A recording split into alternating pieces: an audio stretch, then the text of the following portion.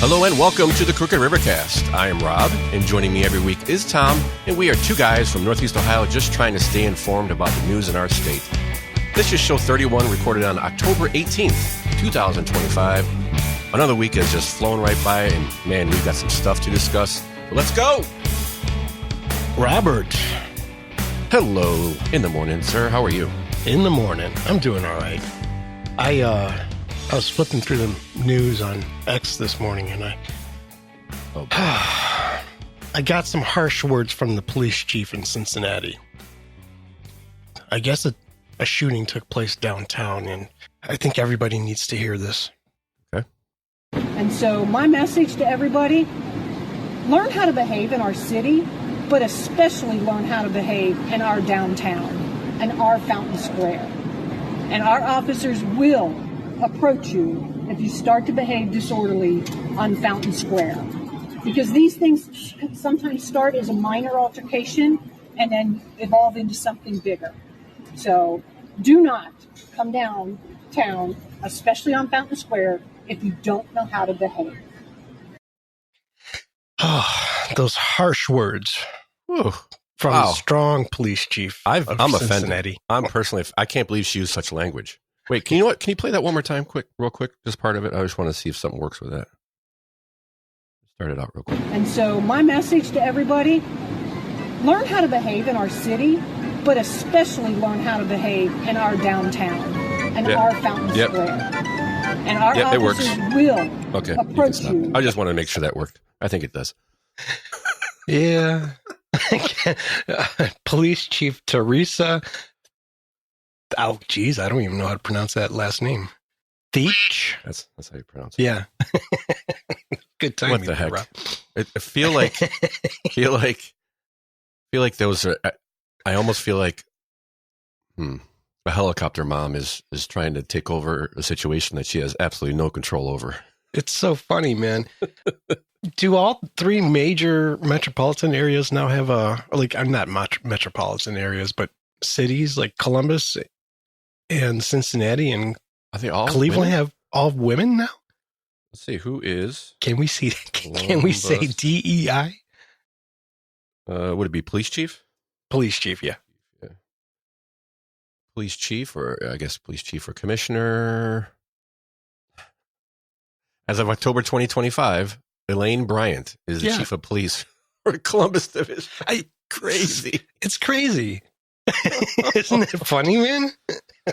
Oh, I do. I can't believe we didn't notice that before. That's pretty amazing. I noticed more and more of them showing up. I just didn't know which cities in Cleveland or in Ohio. Right. But, let's try Akron. Yeah, I don't think so. But nope, it's Brian Harding. So no, he's got to go though. Yeah. He's got to go. Jeez, oh man. So the three major cities in Ohio, Cleveland, Columbus, and Cincinnati, they all have worthless female police Well, chiefs. there's a key to that. It's not just because they're female. They're also worthless, as we heard. Yeah, it's not because they're female. Kind of it is. Sorry, ladies. Well, I mean, she can't be women. I'm sorry, you need a strong man in there. Or a strong woman. It's just women aren't. That's not their strength usually. Well, okay, hunter-gatherers and nurturers. So there's two. I guess there would be an exception, but doubtful that all three would have that exception. Yes, and as we have kind of finding out that none of them actually have it. So, right, I don't think that would qualify them to be the police chief. No, it's a DEI hiring. Yeah, exactly, and that's the thing. Well, how can you say that? Well, if you interview somebody and you could tell. How did they even become cops? Were they ever beat cops? Did they ever do anything but sit behind a desk? I don't know. Well, I want, well, we can go on a rant about this.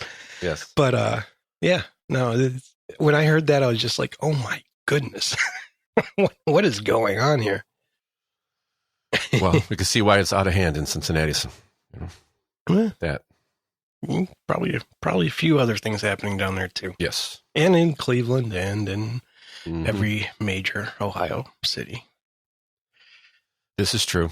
Other than that, though, there was a question from a listener that I've been ruminating on for few days here. I think I know which one you're talking about. This is what people want to know. Is it better to rake, mulch, or just let the leaves blow around the neighborhood? I still don't know. I've done all three. I know which one I like. I know which one I like, but my neighbors don't like it. Yes. My theory is get the grass cut as short as possible before it stops growing, and that way the leaves are never in your yard. Yep. That's a good way to go. Problem is I got like 2 large oak trees on my yard. And yesterday I actually took the mulching method. I went through there, mulched everything up. Yard looked great. Woke up this morning and it doesn't look like I did a damn thing. See? See? So. I feel your pain because remember the house previous to one I live in now? Oh, yeah. You had... So we had a fence on the property. We were a house from the corner. We had a fence on the property line, and the wind would blow into the fence. And then we had 5 or 6 humongous, like maple oak tree. I don't know what they were. So all the leaves would blow to my yard and get caught on my fence. So I always had funny pictures because, I think it would make a funny picture. I think is more like it because nobody on my street. It's just a little suburban, postage stamp house. Nobody on my street, on my block, would have one pile of leaves except for me. And mine would be the entire tree lawn, about 5 foot high.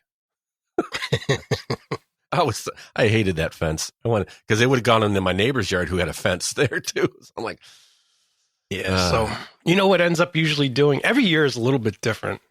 Yeah. And for me, I'm going to mulch as much as I can for as long as I can because those oak leaves don't come down all at one they time. Come late. They usually come sometimes really late. Yeah. And if I can't, it all depends on the weather. If I can't, then I kind of, what I can do, most people probably can't do, is I get the leaf blower and I make a couple of large piles and then I put it on a tarp and drag it into my backyard where I have some, I guess all the neighbors' yards here are kind of lined with like some brush and just some natural wooded area. So I just drag it in there. Sucks though when you're doing it in the middle of November. Yes, because those oak trees do. I thought you were going to finish that story with you jump into them and frolic like a little kid. Well, I do that and then I drag them. Oh, okay. I went the proactive route when we moved. I found a house that didn't have any leaves in the yard in fall. So yeah, but there are some trees growing, and I get a couple. But I generally just chop them up. Yeah, I don't have very much, but if you have too much, I mean, you got to let the neighbors deal with it. That's what I'm saying. Well, most of the oak tree in the front yard, most of that gets blown down the street. But the one in the backyard kind of sits there because it's surrounded. There's not enough wind back there. So I mulch that up. And all the other trees that I have, those leaves kind of just dry up and crumble. So they're not so bad. This is the news that you tune in for. Yes. So thank you very much. We really appreciate it. That's the show. We're going. No, I'm just kidding. Well, we can move on, or, I have a very quick review of a product review I want to get in because I know it's important. It's important for our listeners because we've all dealt with this problem when you buy a new toilet. Not enough water. Not enough water. These toilets. So we're doing our bathroom. We got the new toilet. And I'm doing research. Like, what can I do? How do I increase the gallons per hour or whatever? And there isn't really a way. I mean, there's no way you can buy one that's more than 1.6 gallons. And I'm like, what the heck?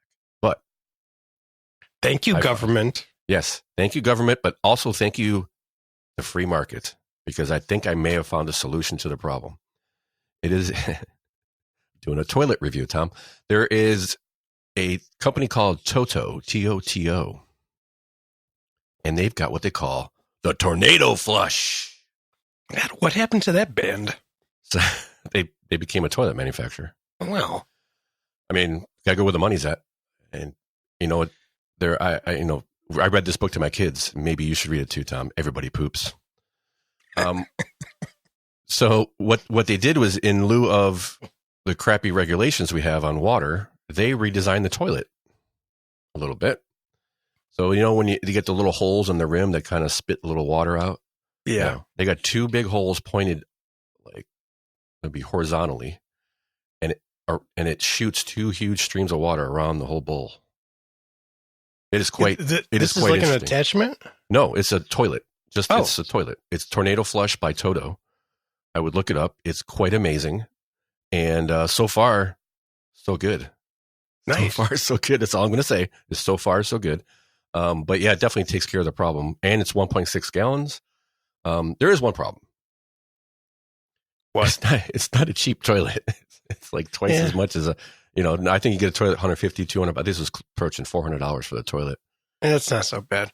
No, I was like, it's one of those things you just figure. Yeah, I would say that's probably cheaper than one of those that cleans your butt and dries it and all that. Oh yeah, like those are like I forget what they're called. $900. Yeah, they're like about $800 and $1,200, I think. I think just the seat. If you can buy this just the seat alone, it's $400 or $500 just for the seat. Yeah. Oh yeah, it doesn't include the electrician you have to call to put an outlet next to your toilet. Oh, that's right. Yeah, you would have to do that. Yeah. Yeah. The electrician? Well, yeah, you got to put an outlet there, right? Yeah. It has to plug into You something. probably have to. The plumbing is different too, wouldn't it be? You have to add I think a separate line for the thing that sprays your bottom. Yeah. Toilet talk. That's how everybody expects us to start, I think. Leaves and toilet talk. So I thought it was great because this is I was like struggling on. I was like, I'm not just getting this plain old crappy Pun intended. Pun totally intended toilet that is just gonna be worse than what I had. So I think we may have solved the problem. Excellent. Check them out if you're in the mood for a new toilet. In the mood. In the mood. Good one. Hey, if you got boys, I have girls. That's part of the problem. But you got to have a good toilet. Teenagers eat like crazy. So enough toilet talk, Tom. Enough toilet talk. Enough of that. Speaking of toilets, we are in week 3 of a shutdown. So I thought we'd just bring it up. Hey, I think we're in week 3 of our shutdown, isn't it? I think we're starting week 3 or something like that. I think it's starting week 3. Starting week 3. And I thought, we never really talked about why we shut down.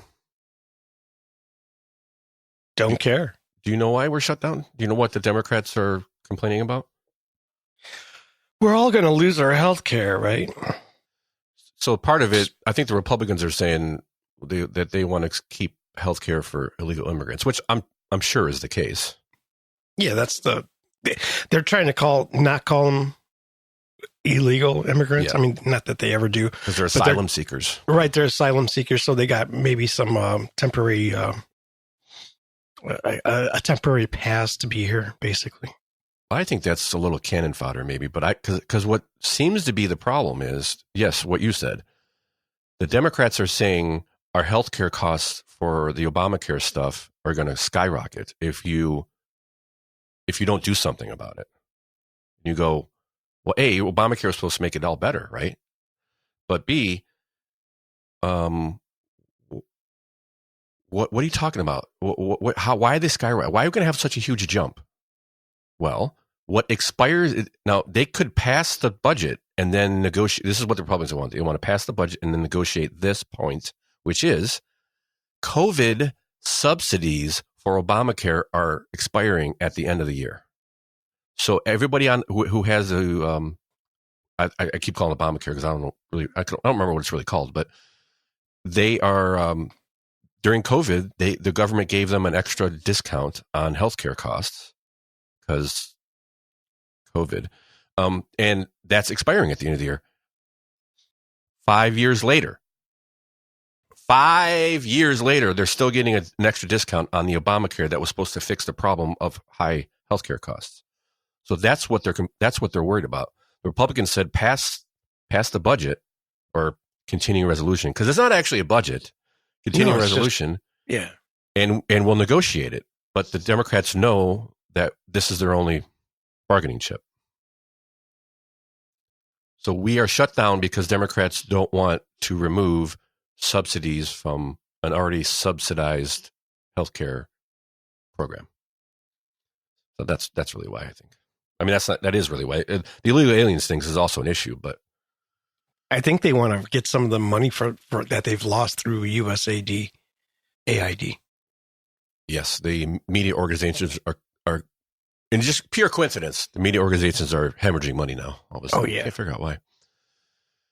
Next, on the good side of it, maybe we should have saved this for the good news segment or good things segment, but could there be peace in the Middle East, Tom? Could there actually be peace in the Middle East now?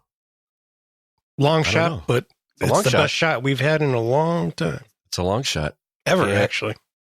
Yeah, it might be. It might be because of a couple of reasons. I think there's this narrative in the media that we're because of the way Trump is, that we are looked down upon, we're laughed at in the media. The media kind of tells us the world's laughing at us because of our leader. But I mean, I'm always going, really? Because look what's happening. Like, he goes there and he gets things. I mean, Ukraine has been a problem, but I think a lot of that's both sides. It's Ukraine and Russia. Neither of them are honest brokers right now. But then I run across this clip here, and it really kind of proves the point that I don't think we are laughed at. And here's why. This is a Glenn Beck show. I saw a little clip. He was talking about.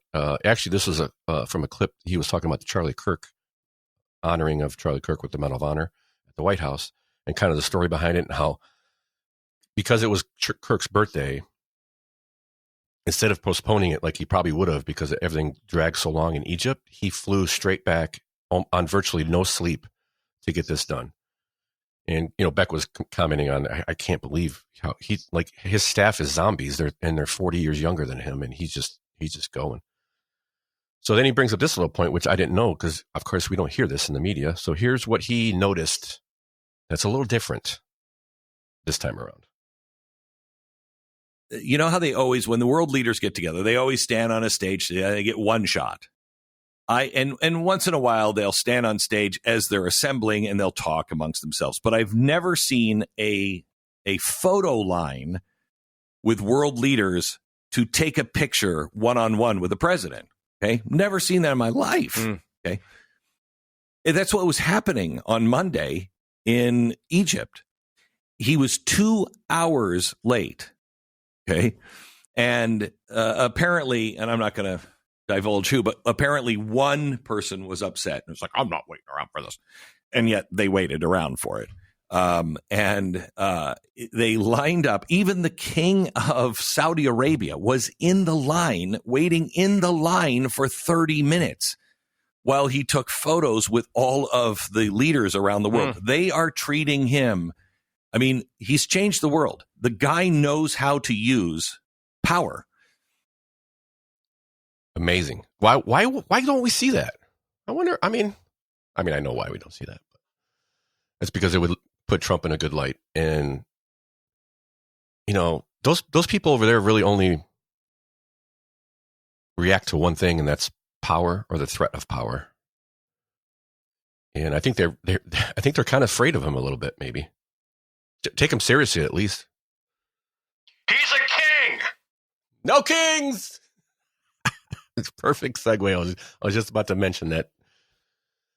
By the time this air or this that you guys hear this, you've probably already heard the stories. If you have any good stories about no kings, any good clips or anything, shoot us an email, crookedrivercast@gmail.com, because there's going to be some good ones, and I hope everybody's safe while out and about, because there's going to be shenanigans afoot, I guarantee you. But I really hope you can get some good clips. And if you see anything, let us know. But while you're at it, share the show.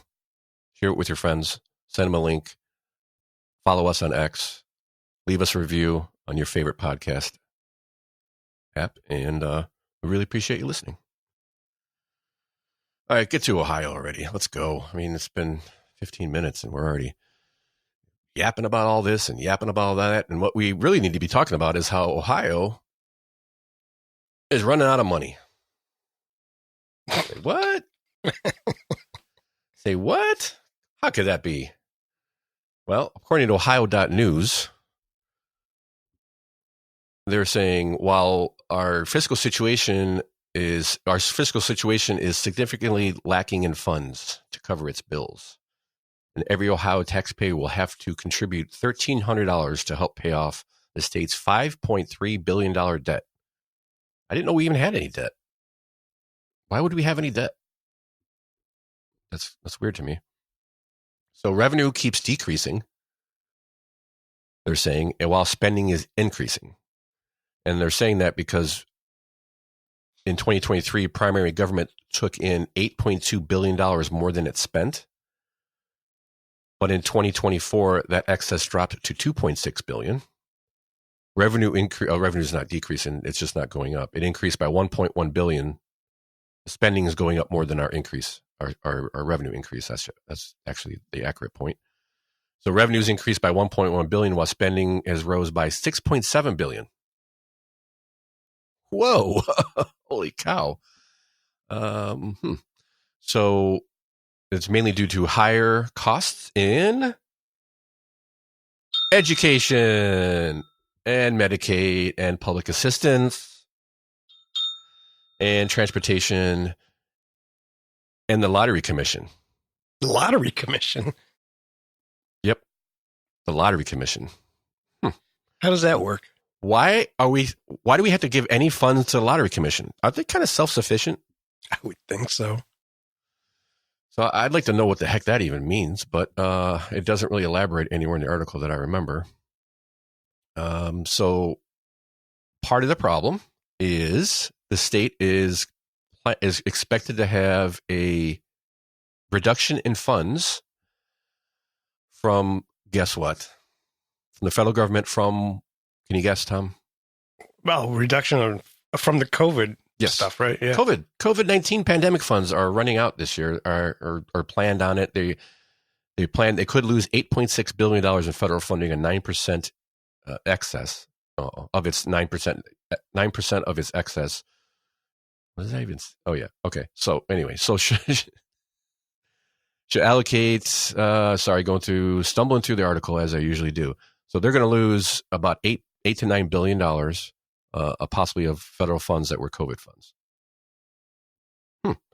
Now, the good news: Ohio is far better than its neighbors.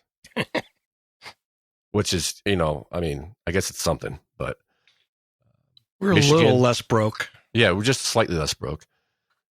Oh, I like to see this. This is a quote from the Shalia Weinberg, former CEO of Truth in Accounting, told Ohio.news, "I would go ahead and make sure that the public is aware that even though we calculate our budget using what I call political math, they need to be aware that they're $5 billion in the hole and plan revenue and expenses according to that, not according to their short-sighted budget calculations," she says. So it's they're playing with the numbers, which is good for it's pretty much what politicians do.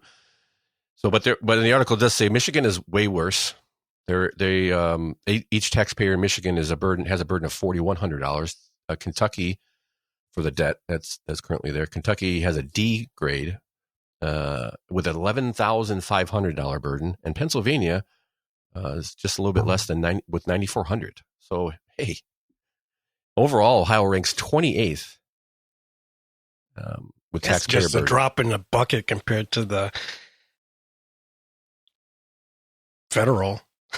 Well, yes, but I thought we had to have a balanced budget. I thought there was something like that in our Constitution. Could be probably wrong. I should say could be wrong, probably wrong. But this just feels like they keep going. It's bad, but it could be this bad. Overall, ranked 28th. North Dakota topped the list with taxpayers' surplus of $63,300. I'd be going, where's my check? Can I get half of that? And New Jersey ranked at the bottom with a taxpayer burden of $44,500. Wow. There's there, you could probably look at those two states without even looking at those two states. You could probably figure out what the problem is. Probably been how is North Dakota in such a surplus? I mean, well, low population, right?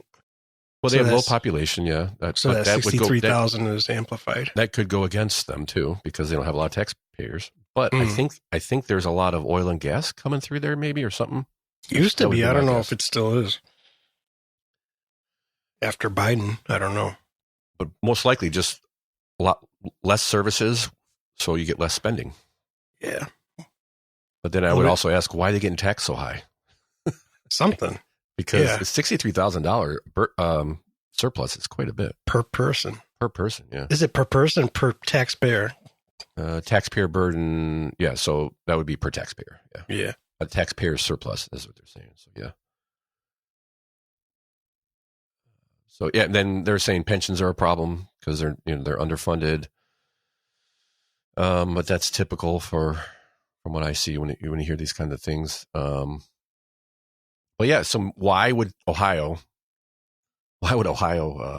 be in such a bad shape financially?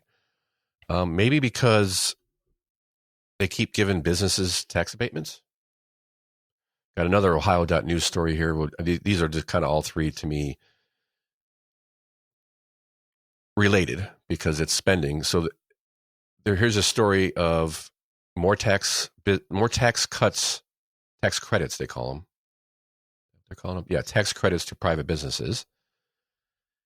And I'm reading the story, and they go all these, they're going through all these different projects that they're trying to retain nearly 1,165 jobs, and they go through Tax Credit Authority has approved a 1.23% 8-year job creation tax credit for Axiom Packaging. They're going to create 70 jobs, and then a 50% 10-year data center tax exemption for Vantage Data Centers Management Company. They're going to create 37 jobs, and $2.1 billion fixed assessment interest include fixed assessment investment, not interest, is also included in the project, and on and on and on. They go through 4 or 5 of these things that they're giving business to, but it doesn't say is what tax are they crediting?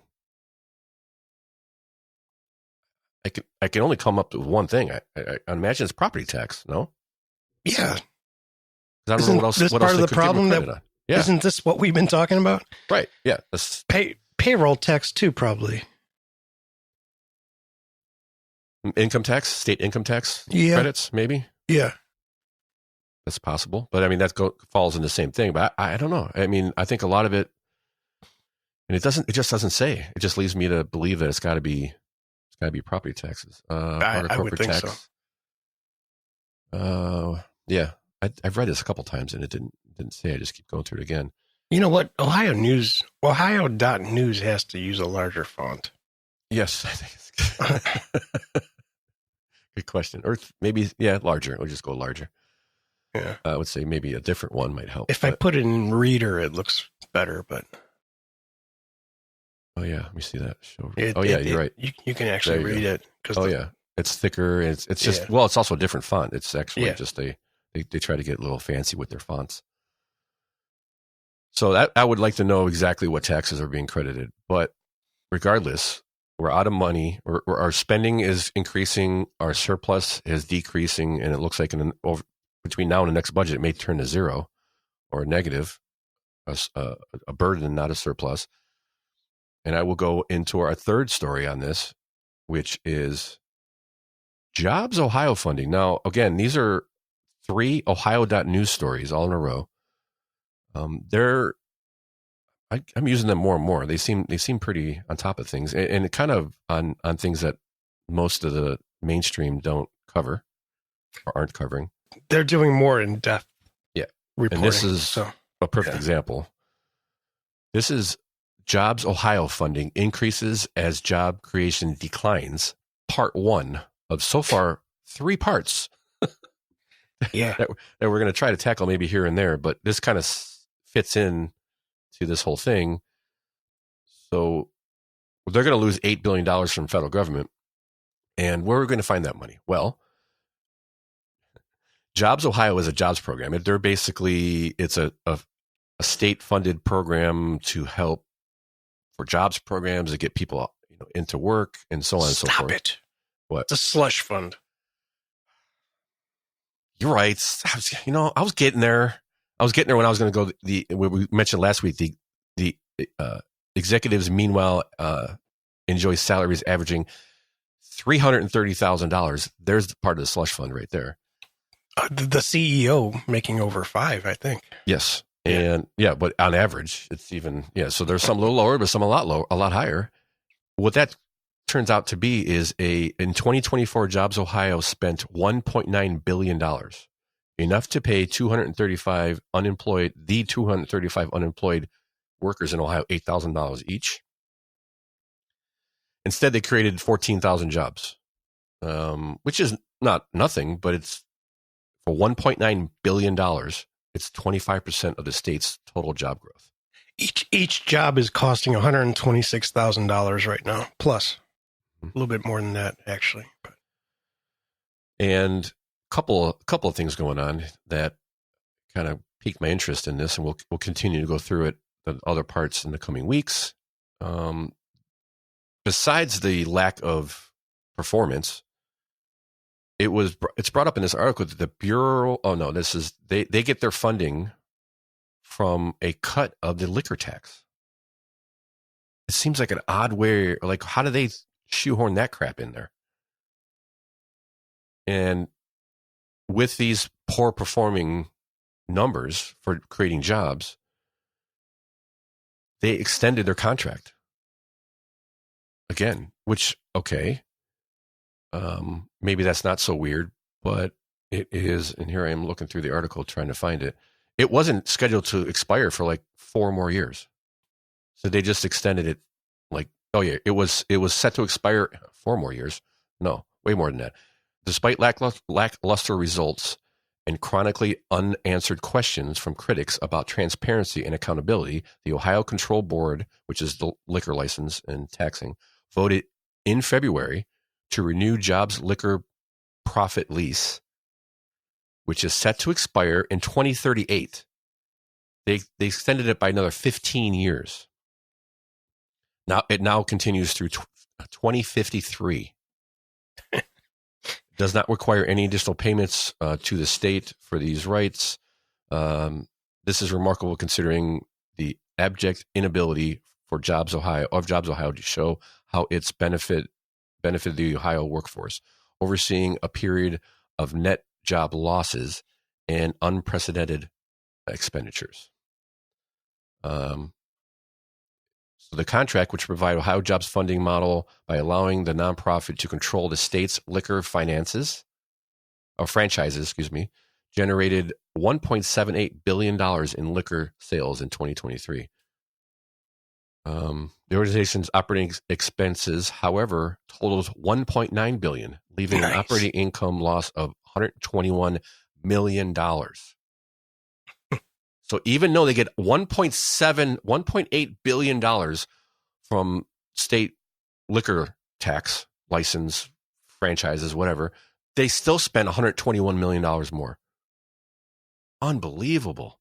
So, hey, we may lose $8 billion of COVID funding. I just found $2 billion. But wait, in 2053 when it expires. It sounds like they were trying to protect their slush fund, Tom. You think? Yeah. So I think we'll continue on to this, but I think there might be a little corruption here. Might be a little bit of corruption. Good job. Ohio News. Ohio.news is doing good job. Ohio.news, yeah. Kicking butt on that. But there's 2 more parts they have. I think it's going to be, I don't know if there's going to be 4 parts, but let's keep it at 3. These are pretty in-depth. I mean, this is a pretty long article, so it'll be in the show notes if anyone wants to check it out. And we're going to do got a new segment, Tom. New segment. We're going to do, as we talked in our last high-level podcast meeting, that we were trying to do some spotlight on some. Yeah, we have the good things. It's like good news stories, good upbeat stuff. But how about something about Ohio? Something, you can do something we like, something we've done or we've heard about, just kind of spotlight the good things of Ohio and how great of a state we have. And listeners should probably send us, info on things they like too. Suggestions are always welcome and that kind of stuff. And this week we have Spotlight, Old Mansfield Prison, Spotlight, Ohio, Old Mansfield Prison. You ever been by there, Mansfield, the old reformatory? I've never gone there. No, I've wanted to. I did. It's probably 15 years, and they have tours there. You can take tours of the old Mansfield Reformatory. It's right next to the newer one, the more modern one that they rebuilt, many, many years back. And it's quite a building. I mean, it's old and just huge. It's an amazing architecture is amazing and all that kind of stuff. Particularly right now, if you go there, they have it turned into a haunted house, which I heard is pretty intense as far as haunted houses go. Very cool. But generally throughout the year, they've got events. I mean, they're showing off. They'll have concerts there.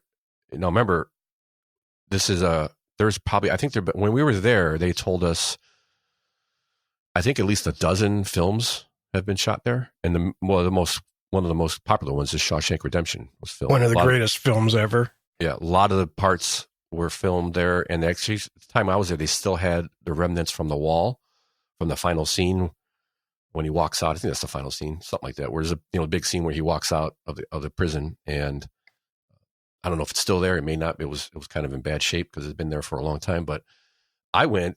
They have Halloween now, so they've got a bunch of stuff going on there. But normally you can go on regular daytime tours, but also you can go on a overnight tour, which is what I went on. It was Friday the 13th with a full moon. Nice. Which was awesome, except there was a lot of people there. So it's kind of, because it was, that's like a rarity. So a lot of people went. And you go ghost hunting. That's the tour. It's the ghost hunting tour. And here's the tour. They show you around the office area, and then they say, go on. Here's the areas you can't go. Go on. That's it. And you just walk around. You roam around the 100-and-some-year-old prison with no electricity. There's no lights on. So that was pretty cool, actually. And we actually may have gone into some places we weren't supposed to go. But I think it's one of those hidden treasures of Ohio. If you're into history and architecture, spooky stuff, you're into ghosts, it's a good place to go ghost hunting. They have escape rooms there. They have murder mystery genres. It's pretty cool. Yeah. Here's a little trailer that I had. There's a paranormal YouTube channel that has done some stuff on it. I just thought I'd give you guys a little clip of what they think of it. So this is a little trailer of their documentary or whatever they did in Mansfield. We are in one of the most haunted prisons in the United States of America. But people do claim that you'll hear voices, you may be touched. I'm talking about people getting physically attacked, scratched, bruised. There's going to be a lady coming into your cell. Is that all right? Oh, yeah, that was a clear whistle. Yeah, there's a whistle. Dave, you hear that? Yeah. And she turns and looks, and there's a figure standing behind her. Oh, the candle. Candle already went off. Who's walking over on the other side? Can you whistle again? Yeah. I don't want to be up here alone. Really? Wow. Yes. Oh, cool. That's weird. We've had people severely scratched up here. We've had people thrown down to the ground. That was very creepy. Oh, I love the music. Yeah, I love that music in. So yeah, and then we were there, and there were people there like with the rods going, "Oh, it's over there." I was like, okay, maybe, but it's cool though. And they still had some of the old, at least at the time, they had some of the old cells from from some of the movies still sitting there, and they got little memorabilia and stuff. So check it out. Mansfield Reformatory is pretty cool. Yeah. July 17th through the 19th, there's a Incarnation. It's a music and tattoo festival. That's in 2026. Oh, yeah, it's kind of cool. Yeah, I mean, I'm sure if you wanted to get married there, they'd probably facilitate that. I'm sure they have already. Here's some past lineups, man. Breaking Benjamins, Godsmack, Shinedown, Bad something, or freaking God. People got to work on their freaking fonts. Limp Bizkit, Limp Bizkit played there, huh? Yeah, all kinds of stuff. Not nice. Seven Dust. Oh, Seven Dust, one of my favorites. Yeah. Dropkick Murphys. Wow, some good stuff here. Tons of it. Yeah, good for them. It's a historical place. You know, not necessarily always for good reasons, but it's a historical place. But yeah, like we said, if you got any suggestions like that for someplace, you know, a hidden treasure in Ohio that we can spread to the listeners, let us know. Send us an email, crookedrivercast@gmail.com. Go to crookedrivercast.com. Listen to the show. Get the show notes. Get the links that we're looking at, and the articles that we're looking at and talking to you about, and share it with your friends. We really appreciate you listening. It's quite rewarding to seeing the show grow, Tom. It's growing, and we're very grateful for everybody listening. I have another Second Amendment update, Tom. Ready? Yep. I even got a sound effect for you.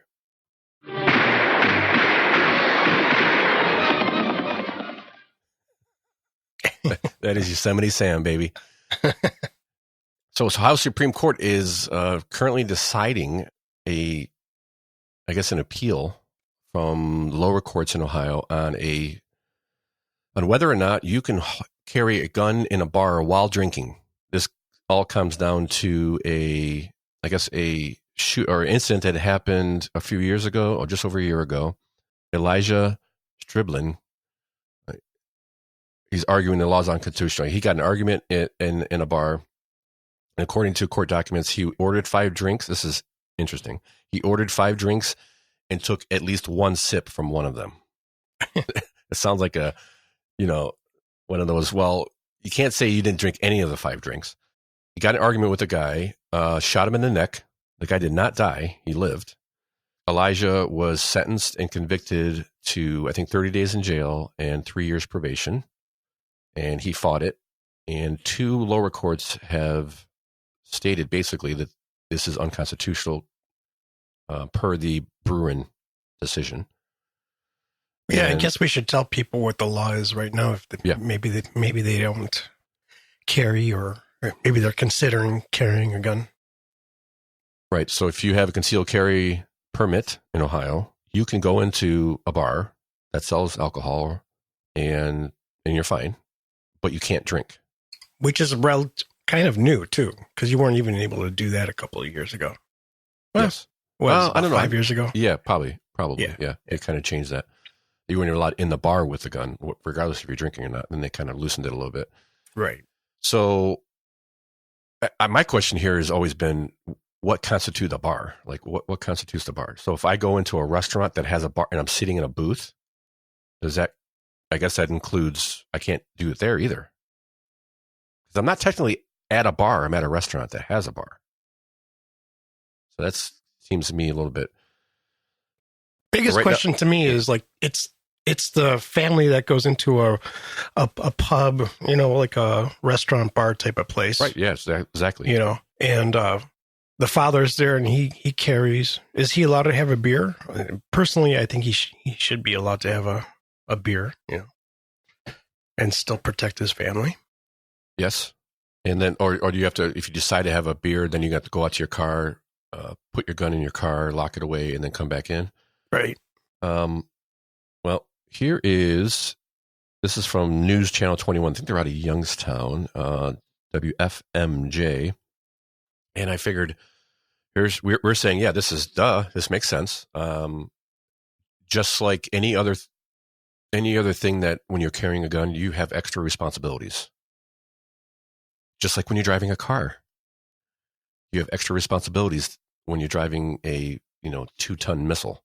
There is, to me, more on the person carrying to be responsible. Okay, so that's where I'm lying. I'm like, yes, I get it. I get what they're saying, because it's, well, you don't want to be drunk and with a gun on you. Well, I understand. But you know what? It's kind of the same BS argument, and I felt this way too when I was a young man and they passed the, I think I was still in high school when they passed the concealed carry. Yeah. And everyone was arguing, oh, if road rage happens, people are just going to start shooting each other. That was the big argument. It's kind of just all BS. Yes, I would have to say I even questioned that. I questioned myself at the time whether I was responsible enough. Yeah, you're saying this is a while ago, so yeah. For a long time, I'm like, yeah, I don't think so. I don't, but when you put that gun on, it changes things. So a lot of people don't understand that until it actually happens. Right. There is a burden of responsibility on you, just like I said, just like driving. So here's what some law enforcement from this report from News 21 out of Youngstown.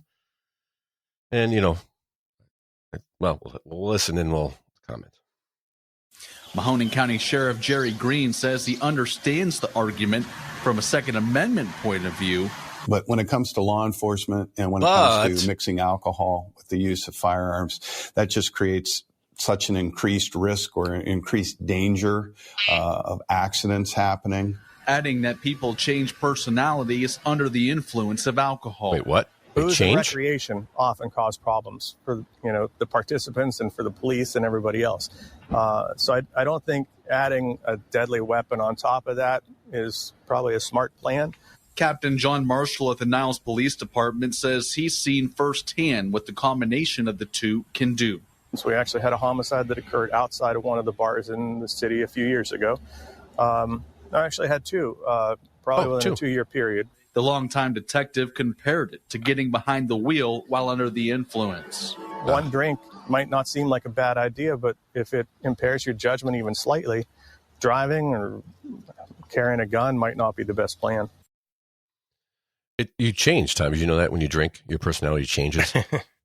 Well, again, it's people think I think you assume that people don't have self-control if they're carrying a gun.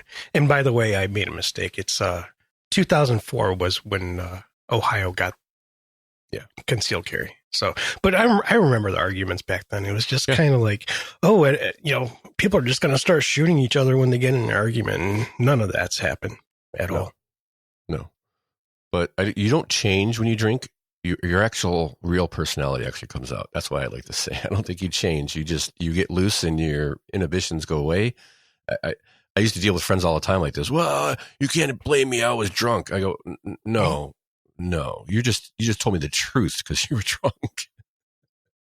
So well, change. I don't know if the personality part is the argument. Like for me, like this law, like I do think somebody should be able to go into an establishment that serves liquor and have a drink with their meal and they should be able to carry, I think. But I guess the dangerous part, in my opinion, is if somebody does have too many drinks, and not out of rage, but let's say they do feel threatened, or like this guy got in a fight. I don't know. Yeah. But I'm trying to think of a scenario. Would you be more likely to pull your gun because you're buzzed? Not that so much. Yeah. No, let's say you do pull your gun, and let's say you rightfully have the right to do it.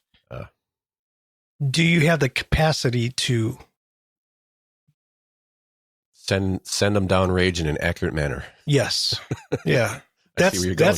Yeah. No, it is yes. But again, with great power comes great responsibility. Yeah. As Spider-Man said, or was it his uncle? And so you have to know where your limits are, just like driving. I think it should be similar to driving. Like something happens and there's an altercation. And I don't even like the DUI thing. We can rant for an hour on the DUI thing and how, to me, it's unconstitutional. But there has to be considering it's alcohol and everybody's different and everybody's metabolism is different, there has to be a there has to be a range, right? That's the way I look at it. So yes, because so then something happens, altercation, then you check them for alcohol, and if they have over a certain limit, then there may be an issue. Well, what if they did it right, though? Yeah. Let's say they stop somebody from robbing the joint. Yeah. And they were hammered, but they were able to stop the person. I don't even want to say hammered. Let's say they had. No, let's say they were over the 0.08, which is DUI level. Right? Stop it there. Stop. Now, like sending the lead downrange in an accurate manner is not the easiest thing under pressure. And what are you as aware as you should be of what's behind the target, what's around you? Yeah. And let's say they do it in a perfect, let's say they do it perfectly. Should they be in trouble if they were 0.1? No, good point. I don't know. I'm well, and frankly, this would be a extreme case. Like I can't see this being like a thing that happens. Like I think you would see more. I think you do see more people maybe breaking up a robbery at a 7-Eleven type of thing than at a bar. When I get to these conundrums, I usually lean towards the side of freedom. Yeah. Because if you can't decide, then if what you're going to implement will take people's rights away, then you just can't do it. I mean, to a certain extent, at least that's kind of how. When you're unsure, you lean towards freedom, I guess. Freedom over safety, always. Yeah, because those who want to trade safety for a little bit of freedom for a little bit of safety deserve neither. I believe that was some old guy from way back when, named Franklin, I think. I think so. So there's that. There's they're going to basically decide it. It's been it went. I think the final arguments were the 8th, which was last week or a week before. And they're going to, they said it could take quite a while. I don't know, months, I think they said before. But there's a couple things going on. They think the Ohio Supreme Court's I think there's 7 judges. I think it's 6-1, conservative to liberal. And the two courts in Ohio have already, the original court and the appeals court, I think, have already ruled yes. Per Bruin, because of the Bruin 2022, I think it was 2022. Yeah, something like that. Which basically says state-issued gun laws are unconstitutional unless they follow the historical tradition of gun rights in America, something to that extent. They are unconstitutional unless they are consistent with the nation's historical tradition of firearm regulation. So the Muskingum County prosecutor has appealed the decision to the Ohio Supreme Court. So they figure it will be probably a few months before you get a decision. So we're going to see. They may have a change in the law coming up. All right. Next on our list, there is there's going to be some mad people out there. They are proposing new restrictions on SNAP. But also they're also going to restrict some things, sugary drinks to be exact, but also kind of extend it, because right now you can't, like if you go to a grocery store and you're on welfare, which is SNAP it's food stamps, you can't buy like a rotisserie turkey, and that's their biggest example here. So they're saying the point to all this really, or the interesting part for me, is we can't just do this in our state. We have to ask the federal government for a reprieve, because the federal government says it's okay to give food stamps and SNAP, stuff like that, and to use it for pop and soda and sugary drinks. But we have to ask the federal government for a reprieve or a waiver on that. And the other interesting thing is it only covers sugary drinks with, I think, corn syrup or sugar as the first ingredient, or if it's carbonated water and then sugar or corn syrup as a second ingredient. You would not be allowed to purchase with the SNAP benefits, but it doesn't cover diet drinks. So you can't have corn syrup or sugar, but you can have all the chemicals you want. Because that's basically what they replace sugar with in a diet drink is chemicals that trick you into tasting sweet. But on the other hand, they're going to try to ask if they can put some prepared foods in there. Chickens or bakery, I would imagine something there we can take home and eat, which seems reasonable, I guess. Now, if you go into McDonald's, maybe not. It's kind of like a sugar. Yeah, I heard people mentioning fast food and that you can't do that. I mean, what's the difference at that point? Right. Yeah. They did say, but I think it's really grocery stores prepared foods. Yeah. More and more of them, these stores will have hot food there. You know, a lot of them have big areas of. Are they saying a rotisserie chicken? Because that's probably the only healthy thing that they offer. It might. It might be. I mean, kind of healthy thing, actually. Does it cover? I mean, were you allowed to buy sushi before? Because that's technically something they prepare in store. Mm-hmm. I don't know. No, so I'm not saying sushi. Yeah, well, yeah. I mean, it's sushi-ish. And then you go in the Giant Eagles or those Heinens, and they've got just a salad bar. I'd assume most people aren't going from a sugary drink to a salad bar, but can they buy all that kind of stuff? And they're going to try to ask the government or ask the federal government if we may please be able to do what we want to do with our own money, and see what they say. I don't think there's going to be a problem. I mean, this is we're one of many states doing this right now. So yeah, well, it's the whole Maha movement. Yeah, and it's more power to them. Yeah, yeah, I think it's good. I think SNAP should only be able to buy whole foods. Yeah, like basically eliminate anything in the middle of the store. You can only buy stuff from the edges.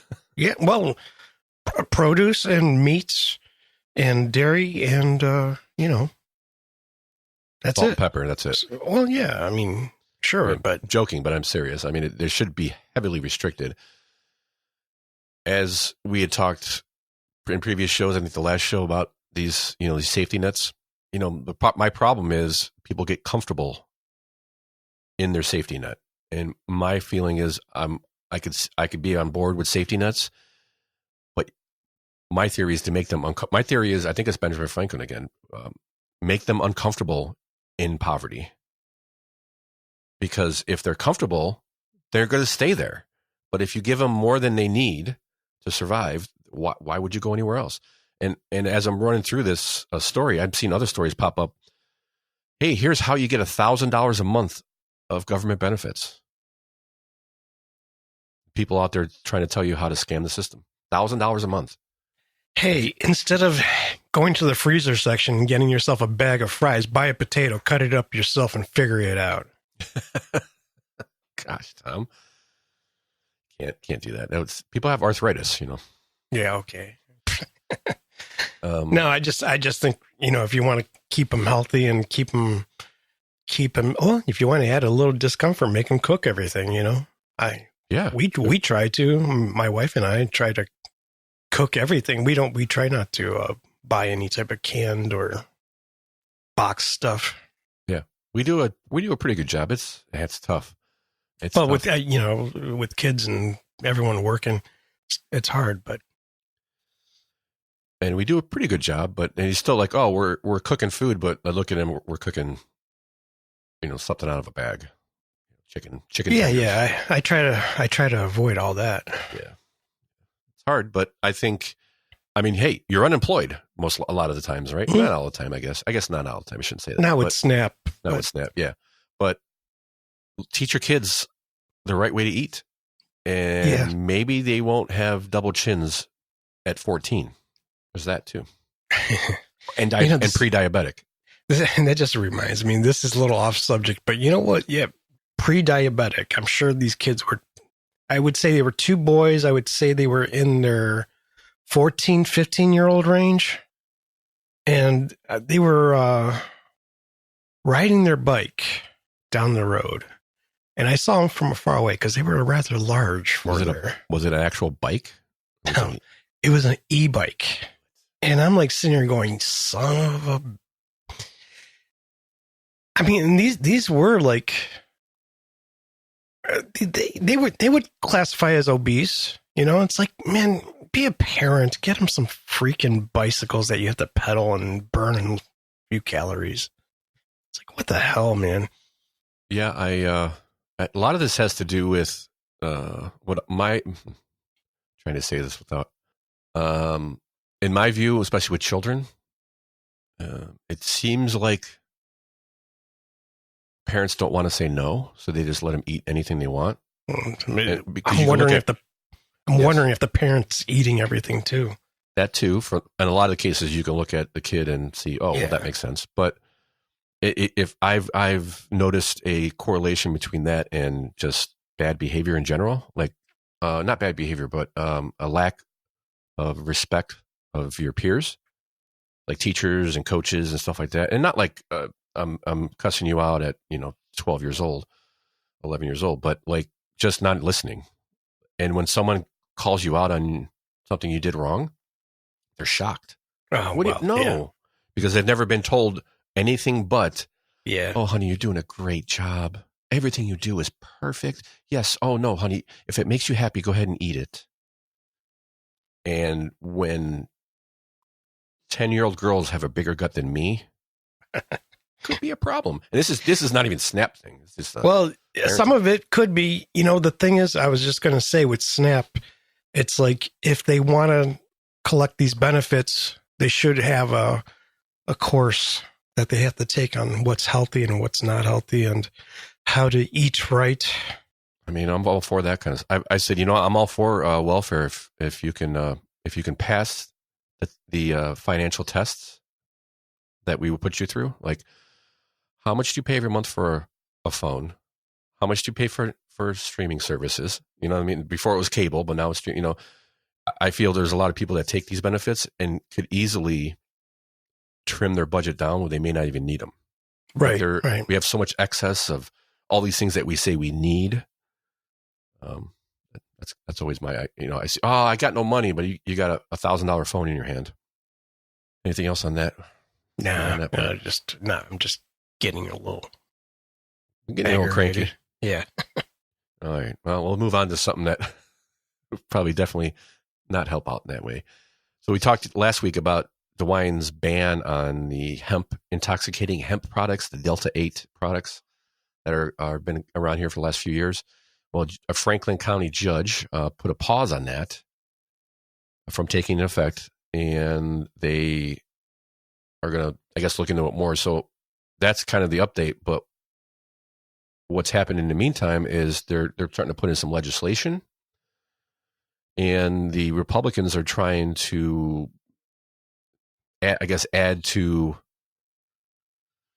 They want to make some regulation to at least get some of this passed. And I think there's a large lobby of breweries in Ohio that are kind of pissed about this, that he just went for a ban. And this is a 2-year thing. This is Dewine has been saying this is a problem since January 24. So it's almost 2 years. And this is kind of why he just put the ban on. I think he put the ban on it as much as we made fun of him for it, but is to force the legislature to do something, which is kind of what's happening here. So they've proposed a bill to regulate it, to regulate the advertising as far as to kids, and to and maybe do a couple other things. So let's hear from News Channel 5. This is our favorite Morgan Trowell. Why is it so difficult to get your caucus to agree on something? Well, I think it's difficult because there are three groups. The folks who believe that... sorry, I totally forgot to set this up. I pulled this clip because why can't the Republicans get this taken care of? It seems to be they've him and hawed on marijuana laws for a decade, and what's the problem? Why can't this get? And this is what Morgan asked. So sorry, I forgot to set that up. But bans don't work, so why can't you guys figure this out? And it's generally a problem with Republicans, which is a problem. But if you think about it, it's kind of a good thing in a way. But here's what she says. Here's what he says. I'll play it again. Why is it so difficult to get your caucus to agree on something? Well, I think it's difficult because there are three groups. The folks who believe that marijuana should be legalized and regulated. And then there are other folks who believe that the hemp products should be on equal standing. And then you have folks like me who are prohibitionists, who don't think it should be legalized at all. Speaker Matt Huffman has been trying to wrangle 64 other House Republicans to agree on THC regulations. Finally, a deal was crafted between the two chambers this summer, but the Senate pulled out at the last minute. Now, the House is ready to try again. Thoughtful and targeted bill. Rep. Jamie Callender says that this new proposal still allows stores to sell THC drinks. It regulates the advertisements so they don't appeal to kids, and on the marijuana side, making sure the tax dollars get to the local governments. Right now, cities with dispensaries aren't getting tax revenue from sales. The House has been trying to get them their money, but Senate President Rob McCauley wants to change where the money goes. The Senate's already spoken. At this point, we just got to see what the House is willing to do. Why not just have a clean bill that just deals with hemp instead of adding in some kind of ideas that the Senate might see as controversial about marijuana? Well, I think we may still end up going there if we have to. If we put it all together, it may be harder for the Senate to say no to some of the marijuana things that we feel strongly about. Callender says the House will propose the new policy next week. At the Ohio State House, I'm Morgan Trout reporting. It's the American way. That's why. Instead of debating every single, we just kind of cram everything in and blackmail people to vote for it. That's what he kind of said in the back. I'm like, that's the problem. I mean, I agree with them. They're trying to get this straightened out, but I like the fact that they're trying to get this whole local municipalities their money that they were supposed to get from the original. Right. Throw that in there, and I think that's why the Senate pulled out. Sounds like maybe, I don't know, it could be wrong, but that was a year ago. So that's the problem with Republicans, is they actually have different opinions, and they're not like a cult, and they just don't follow what their leader says. And that's not necessarily a great way to do. I mean, it sometimes things takes longer.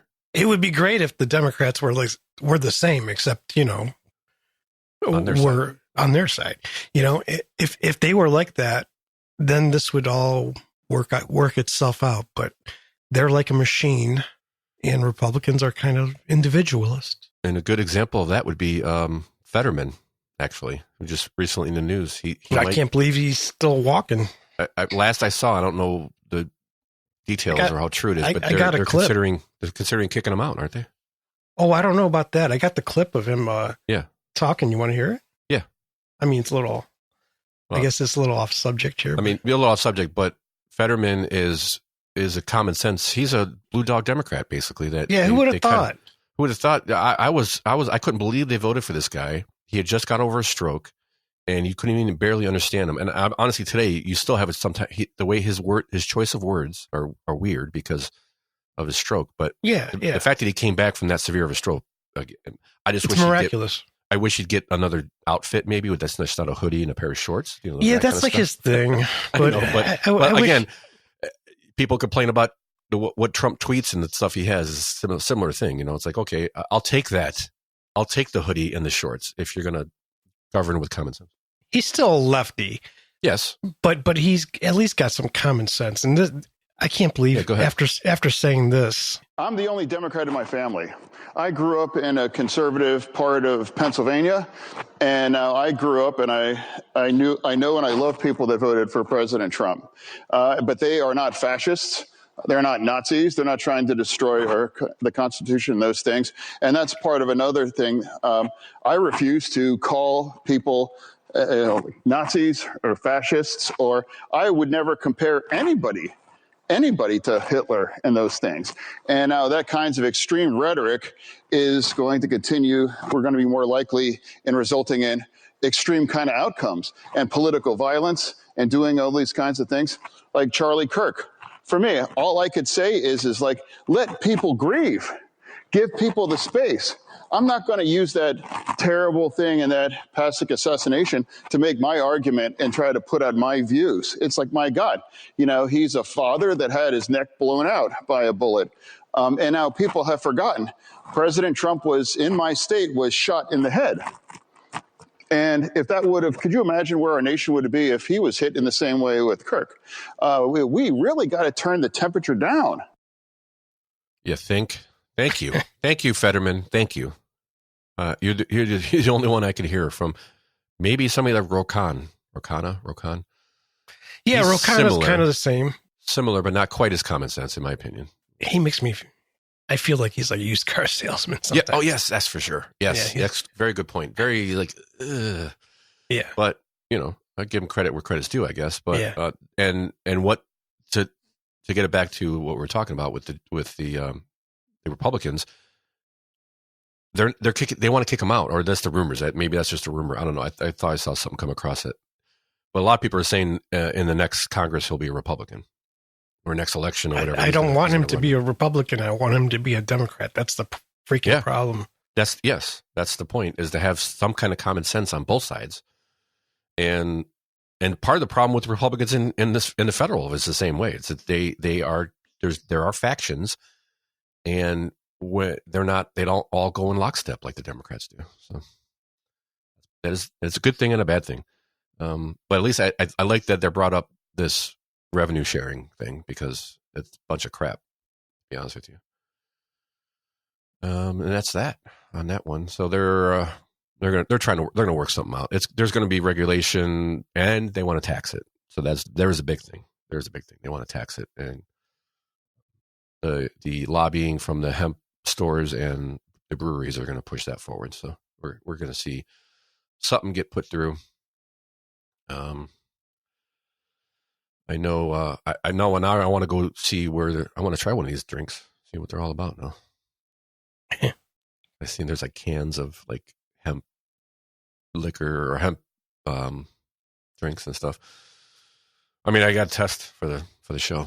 Yes. Research for the show. Thank you. Here's just a little story you had brought up, and I thought it was interesting that Ohio Senator Bernie Moreno is asking Intel, "Can we have some power, please? Just a little bit more power, please." And I thought it was funny that he's asking for more power. I mean, not for his constituents, but to give to the Facebook and Meta. Yeah. Here's the Idea Streams report on it. It's only a minute. U.S. Senator Bernie Moreno, a Republican, has sent Intel's chief executive a letter. In it, he makes several asks of the semiconductor designer and manufacturer, including that it transfer some of its electricity toward likely construction of a data center in central Ohio by another big tech giant. Moreno wants Intel to share the status and timeline of its Ohio semiconductor fabrication project, how its delays have affected the state's economy and its residents, and its plans to route power to Meta within 30 days. He writes that state and local officials, quote, moved mountains to assist Intel, adding that Intel is not using excess power efficiently. Public Utilities Commission of Ohio Chair Jennifer French says that's why utilities like AEP sought tariffs on high-demand consumers, namely data centers. AEP said, hey, we're not sure what is real and what is not. But AEP built an electric substation just for Intel. Sarah Donaldson at the Ohio Public Radio State House News Bureau.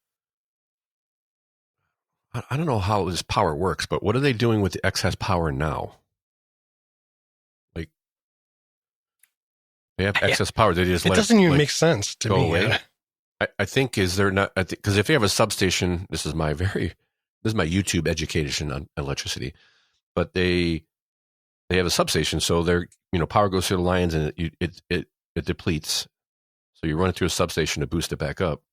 Mm. So they're just not running their substation to 100%, but they could be, maybe. I don't know. And I don't know. Could we give it back to the citizens possibly? Why does Meta got to have it? And can they pay a premium for it, please? No. They seem to have lots of money, Meta, because they're spending billions of dollars every year on big server farms. So I thought that was kind of interesting. And I think we got a couple of more stories on similar that we'll probably touch on next week with energy and data centers and stuff. So it's just an ongoing thing, especially in Columbus and what's it called? I forgot the name of the city. Licking County, but there's New Albany. New Albany, yeah. Yep. With the power and the lack of, and they just keep building more data centers. So let's see. And yes, they did move mountains. They literally pushed a pile of $8 billion of money to Intel to get this chip plant done. We talked about it in previous shows, and it was complete and total debacle because corruption, in my opinion. So this is just continuing. There's just a big dirt hole in the ground, basically. There, they've done some foundational work, but they don't plan to have a chip being made there till possibly the 2030s. So right, we've got some time, and if there's a lack of power and they can do something about it, let's do something about it. I think they could do something a little bit more than just ask. But it kind of sounded like maybe they used the Cincinnati police chief to write a letter to Intel. That's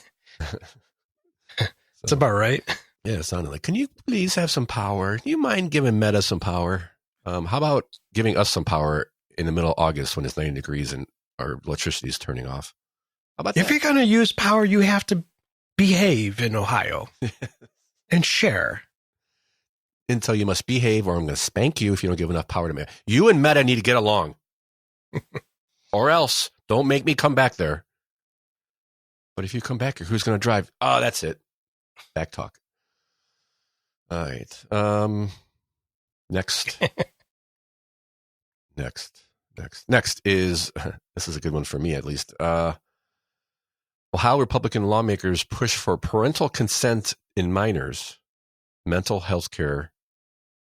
In minors' mental health care, and I piqued my interest because I have kids, and it's now progressed into an actual bill that passed the House. And let's get a background here from IdeaStream, another IdeaStream article, and I got a little clip from it. See what they got to say.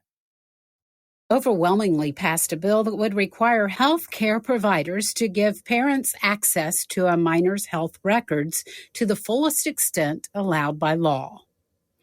There are some things children can do without parental okay, including donating blood, get a rape kit, or get certain medical tests. How? The sponsor of the My Child, My Chart Act, Republican Representative Gary Click, says it will require primary doctors to make medical records available to patients, even though federal law has limits. We had to thread the needle on this bill because much of it applies to HIPAA.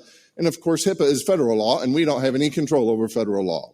Democratic Representative Anita Samani, who's a doctor, says she wants parents involved in the decision-making, but she has questions.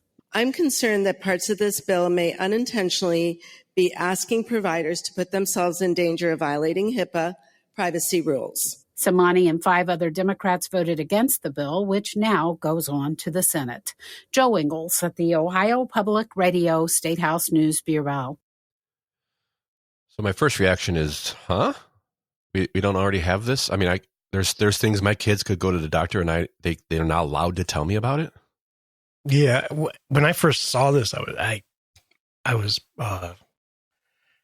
flabbergasted. Confused. Yeah, a little bit confused because I didn't even think he needed this law.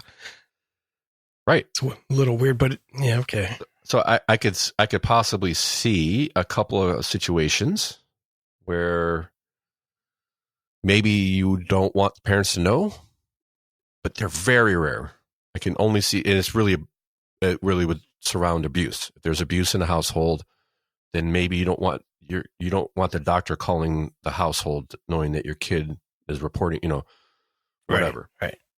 Barring that, I don't know what else okay, so if you're worried that doctors, by telling parents about procedures that their kids are asking for or that have been done on them, violates HIPAA laws, then you need to also change the HIPAA laws. Because, I mean, if my daughter needs a rape kit, I should know about it. Maybe I shouldn't, actually. But, because who knows what I might do. But, how is that not, duh? I don't get it. Yeah, So, I don't get it either. Wasn't there a law passed that, like, a girl, if she gets pregnant, she can go get an abortion without parental consent? Is that in Ohio? I'm not sure. I think so, but that might have been one of them, yeah. It might have been like 16. I forget what the age was, but... And a lot of this is going to revolve around the trans debate. I think that's probably where it may have pushed this, is because mental health is one of the things on there that you can get away with telling the parents. I think six sessions or something like that your kid could have without telling the parents. Right. There's a certain number, it may not be 6, but it should be 0. Yeah. And that's what was happening in a lot of these schools is the kids were, young kids were saying that, like 8, 7, saying I'm a girl now, and they're not telling the parents because they're afraid the parents might not agree and pull them out of school. And it's like, ooh, I want to get something that gets my blood boiling. Oof, man. Just thinking about that, yeah, it's gross. Yeah, it's infuriating. So they're going to pass that. I think that's just going to go right through. And like I said, I think we may even take a look at the HIPAA laws too. Because if there's a HIPAA law that restricts me knowing about what my kids are doing, it should be changed. Right. Definitely should be changed. So keep an eye on it. We'll see if it gets through the Senate. Maybe hopefully it doesn't end up like the hemp laws. All right. What are we on to next, Tom? Oh yeah, we got this one right here. This is a good one. So Ohio House has passed a bill giving the power to Ohio to regulate carbon capture. And we capture carbon in here in Ohio? I didn't even know that. I mean, why would I? But do you know they actually they're taking carbon. They said the carbon capture and storage process captures carbon dioxide emissions from industrial sources. It is then kept underground in naturally occurring rock formations.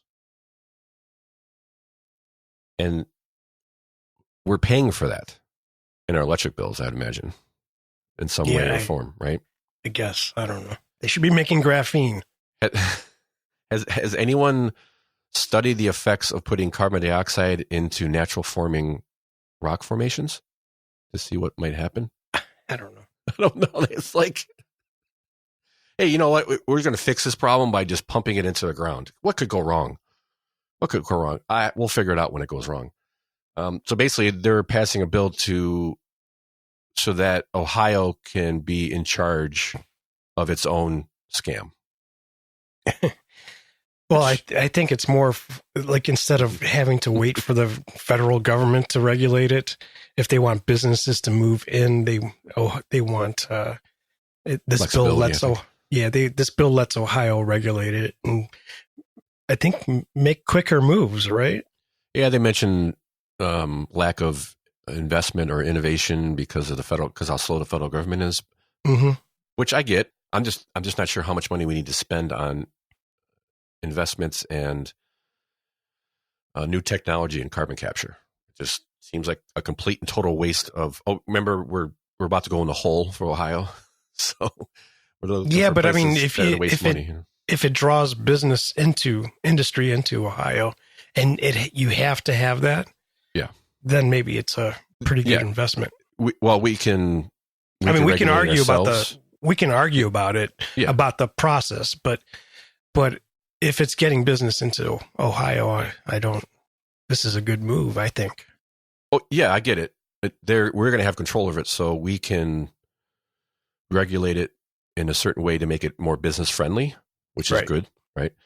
The whole thing needs to be just canceled. But in the meantime, there's a lot of things going on in the federal government. I'm sure this is not anywhere close to the top 50 on the list, so it's going to be here for a minute. So that's, I guess, best of what we can actually get out of it.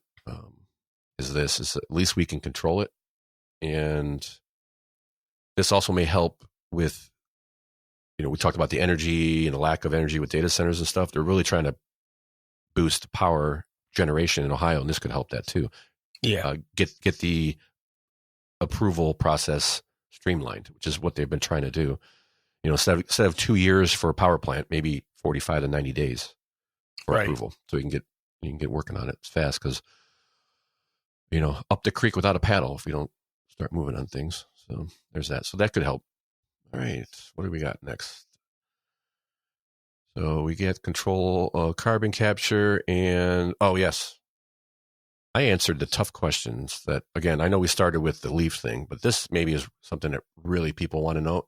Tom, is it daylight saving or daylight savings time? I always called it daylight savings time. It is daylight saving time. Okay. Pretty sure. Yeah, that was the article. No, that was important. That really the reason I pulled it up was because it's coming up in a couple weeks. We're going to fall back, and what the important part of the article for me is we are falling back to an hour when daylight saving time comes to an end. So I'm always confused on like, is daylight saving time or savings time? Is that normal time or what's no? The normal time is what we're going to be changing falling back to. Yeah, I always get confused. So that I know. And hopefully that's where it should stay. I was just going to say that one of these, can we just stop with the nonsense already? I mean, I you know what? I don't know what it is, but I feel so much more rested and healthy when it's in standard time rather than daylight saving time. I used to love daylight saving time just because you had the longer light in the evening, but now that I'm older, I don't care. And I just feel better when it's on standard time. This was originally for like power savings or something, wasn't it? Oil on the gas shortage? I tried looking this up years ago, and there's a few different stories. It was about for farming and for kids walking to school, back in the day when they used to walk to school. And, there's a number of things, and I don't know which one's real. When did I think it was start? during the Nixon era, right?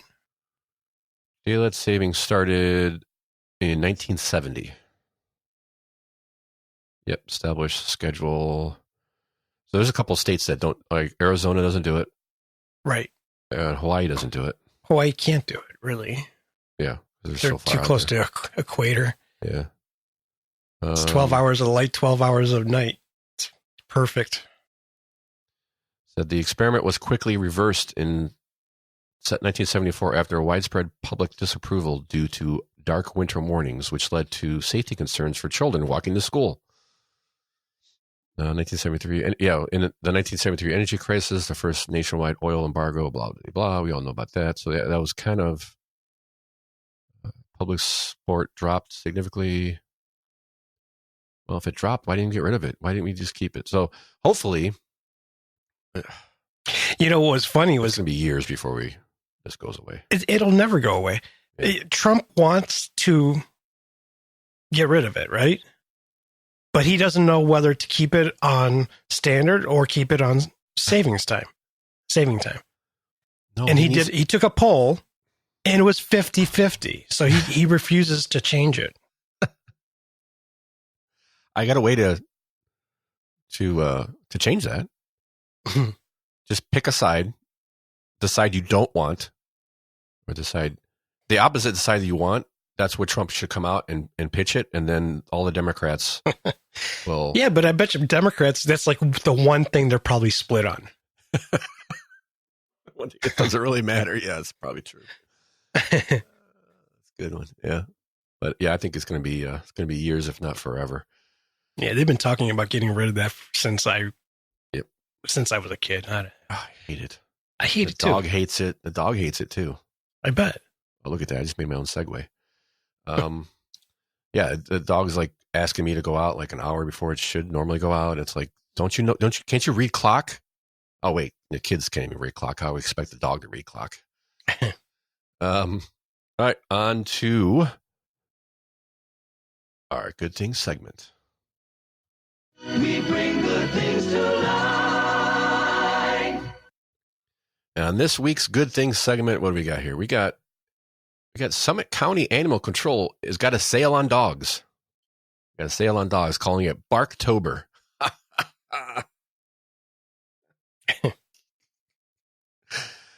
see what you did there, Barktober. Okay, and just a good little reminder that if you're looking for a furry friend, the animal shelters, pounds, whatever you want to call them, are usually chock full of good dogs looking for a home. And that's where I usually go for our family dog. We've gone there twice in the last 15 or so years, and we've gotten some good dogs. There's some good furry pets there. So they've got a sale, only $28, and to adopt a dog, which is, I think that's quite a bit. Yeah, normally the regular fee is $94.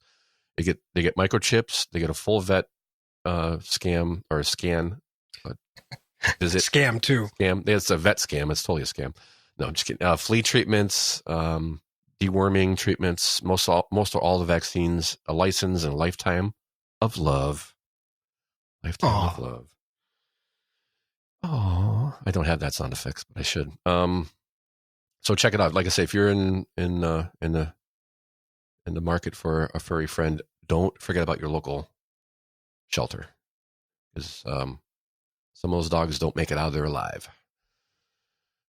We usually they're go to eating one. the dogs. The people that came in, they're eating the cats. They're eating the pets.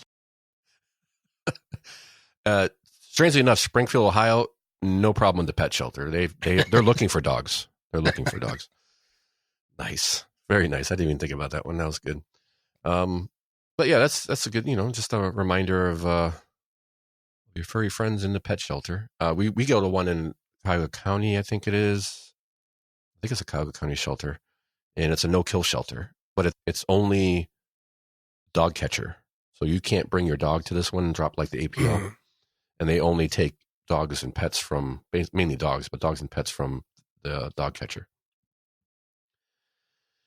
And on to our last little story of the Good Things segment and for the show. Just a little reminder, the VA honors centenarians. Centenarians.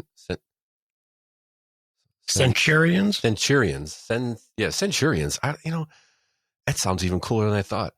VA honors centurion veterans in special ceremonies. Centenarians. I thought that, before this show, I got it right.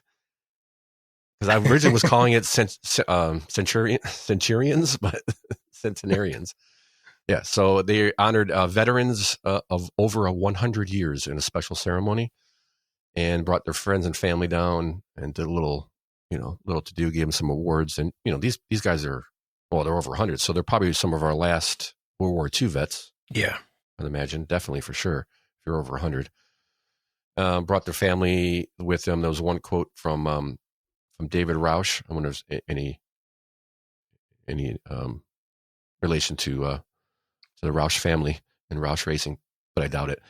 He said about his grandfather. He said he showed me it was possible that I could give, that I could be more than what I had, that I could do more, and the more I've proven to myself that I can accomplish any goals I set my mind to, the more I realize I was becoming more like him. Aw, that's kind of cool. Mm-hmm. So Roush followed in his grandfather's footsteps, the Lloyds, and became a pilot in the Marine Corps just like he did. That's kind of cool. A cool little story. Very cool. Always good to honor those vets, especially the ones that are that old, man. Jeez, good for you. Surviving all that and 100 years of this world. Whew, my goodness. Should get more than just an award. But that wraps us up for the day. You got anything else, Tom? You good? I'm good. I think I hit all the stories in that list. I wasn't sure if we get to all of them, but we did. One last thing is subscribe to the podcast, share it with your friends, leave us a comment, leave us a review. Shoot us an email, crookedrivercast@gmail.com. Check out the website. You can get the list of all of our stories, all the links that we're using at crookedrivercast.com. We thank you. We say thank you to our webmaster. She is a master of the web, and we really thank her for all the work she's done on it. And we'll see everybody next week. Peace.